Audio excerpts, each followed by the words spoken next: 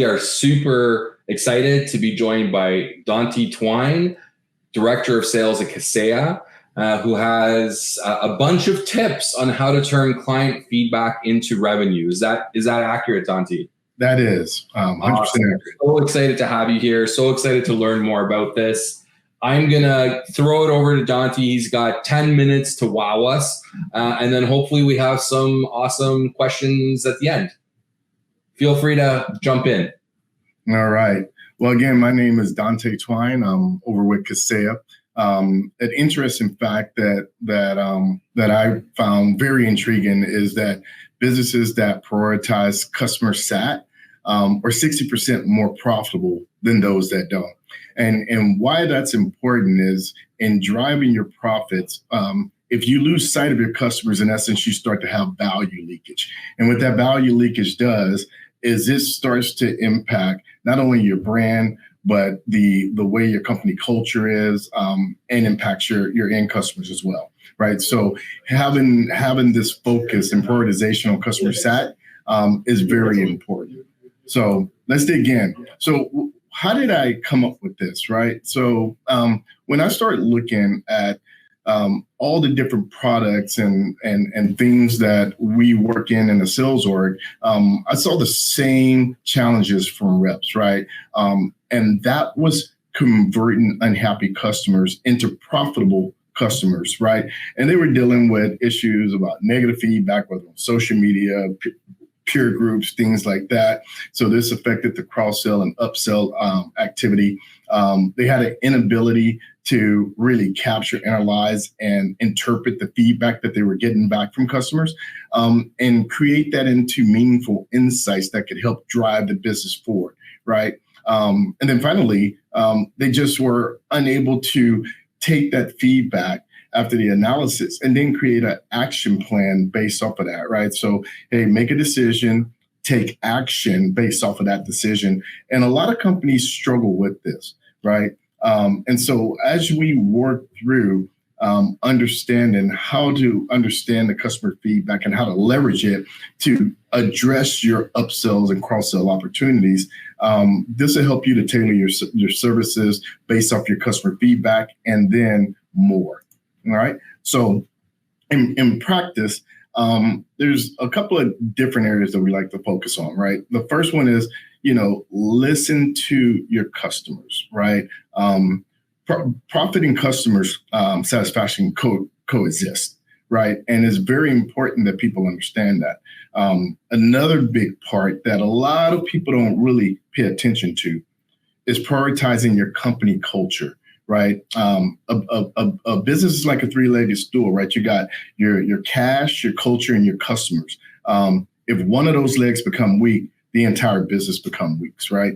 So as you start to look through going into practice on this, right, it's leveraging the data collection strategies and to really enhance your customer experience, right? Enhancing that overall experience results in higher revenue, right? So what does that mean? Well, that means you should continue to focus on customer acquisition, right? Remember that without customers, there are no profits. So when trying to drive profits, businesses should focus on customer acquisition. It seems very simple, but a lot of people get very timid, or they think, hey, we got a good book. They don't spend enough time in the market trying to drive value to the customers to help ensure that there's a long-term success, right? And that comes back to fostering customer loyalty, improving retention, and having a positive impact on revenue. Well, to me, this screams customer lifetime value, right? Most people don't learn about the customer lifetime value and seek to maximize retention and long-term value over short-term profits, right? So yeah, this is great. We're getting profits now, but what about the long-term? What's the strategy long-term to create that loyalty? Lastly, how and why are customers loyal to your business and why are they not? Don't let profit seeking, threaten the core reasons of for them to shop around on you, right? Like understand why they are loyal. And a lot of people miss that. They just think, oh yeah, they love us, but why? Why do they love us? Why do they love the service offering that you have, right?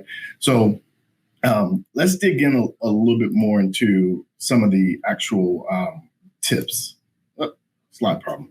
All right.